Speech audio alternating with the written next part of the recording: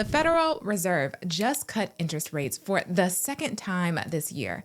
And while the headlines sound positive, the truth is this move could reshape your finances in ways most people aren't prepared for. If you are a high-income earner, a homeowner, or someone just trying to invest strategically, this change affects you more than you think. When I was first learning how the Fed worked, I'll be honest, it sounded abstract. Federal funds rates, basis points, it felt like background noise. But over time, I realized that every decision affects how much we pay on our mortgages, how fast our portfolios grow, and even how much we earn on our savings. And right now, the Fed's latest move could shift all three. So whether you are a student, employee, or a business owner, this video is for you. And if you stay into the end, I'll show you 3 specific money moves that you should make right now to protect your savings and take advantage of this rate cut before the banks adjust. On October 29, 2025, the Fed lowered the federal funds rates by another 0.25%, bringing it down to a range between 3.75 and 4%. According to AP News and Axios, the economy's showing cracks, slower job growth, rising unemployment, and limited economic data due to the government shutdown. This is the second rate cut in less than 6 months, which is a clear sign that the central bank sees slowing growth and wants to stimulate the economy. Now, that might sound small, but historically, rate cuts like this are powerful. They ripple through everything from Wall Street to your wallet. So what exactly is the federal funds rate? It's the interest banks charge each other to borrow money. But here's the catch. It also sets the tone for every other rate in economy. Credit cards, car loans, savings accounts, they all move when the Fed moves. So let's start with the good news. Lower rates make borrowing cheaper. If you're refinancing, buying real estate, or investing in your business, you'll pay less to borrow. The stock market often responds positively too. Lower rates encourage spending and investment. A 0.25% cut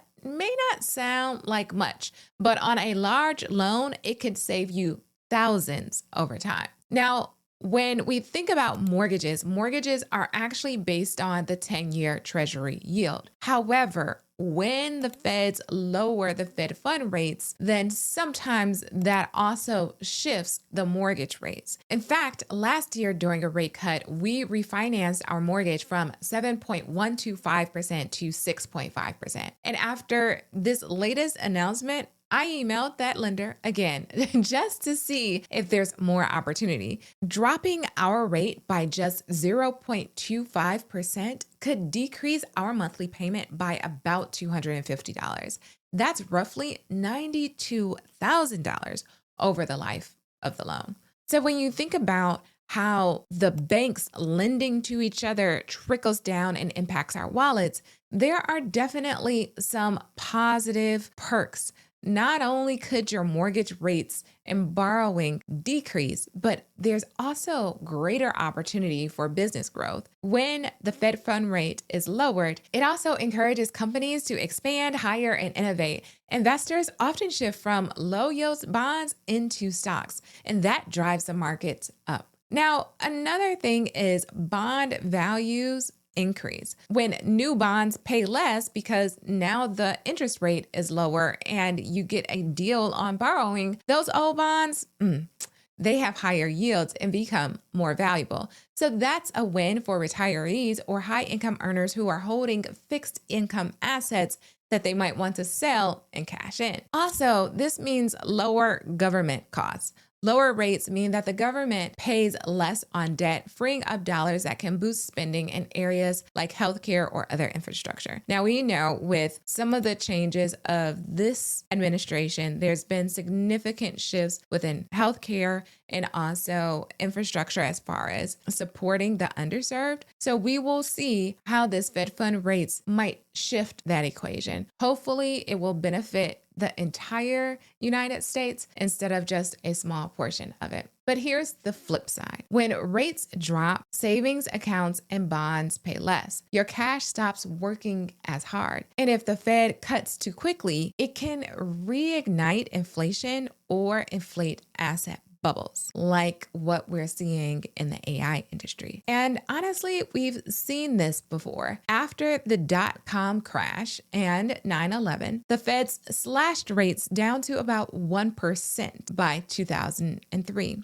Borrowing became super cheap, banks lent aggressively, and consumers believed home prices would never fall. That led to the housing bubble and eventually the 2008 crash. In 2008, the Feds cut rates to nearly zero to help the economy recover. Then again, during COVID-19, rates dropped to near zero and the economy was flooded with cash, stimulus checks, easy credit, rising demand, and eventually skyrocketing inflation from 2022 to 2025. Then the Feds tried to reverse it and raised rates aggressively to fight inflation. And now we're seeing a 0.25% cut, a sign that inflation is cooling. It is about 3%, but the growth may be slowing. So the goal here is to stimulate the economy without reigniting inflation. However, they have also reported that they're likely going to start quantitative easing, which means that they are putting more money into the system. So brace yourself. We will see what is to come. It is a careful balancing act. And these changes can also hurt what is happening in your wallet. Savers earn less. Those high yield savings accounts that we have been so accustomed to paying around 5%,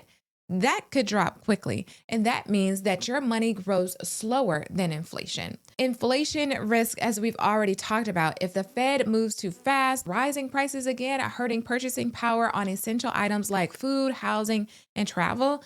And then we start to see asset bubbles. Cheaper borrowing encourages riskier bets in housing, stocks, or crypto, or certain industries, and bubbles always burst painfully, unfortunately for us. This also might put more pressure on retirees because their lower yields squeeze retirees who are relying on interest income, and they might be forced to accept less income or take on more risk. And lastly, as I said, when you print more money, if there's quantitative easing, then that unfortunately weakens the dollar. And we have already seen that the dollar is not as strong as it used to be. So while that it helps exporters, it makes imports more expensive and it reduces the U.S. buying power abroad. So if you're someone who likes to travel, then the dollar currency may not get you the best return. Now, every rate decision is a trade-off, and a stimulus today could mean inflation tomorrow. And if you are a high income earner, these shifts matter even more because your savings accounts, your brokerage returns, and your investment opportunities are all affected. So here's what you should do right now. The first is revisit your cash strategy. Those 5% high yield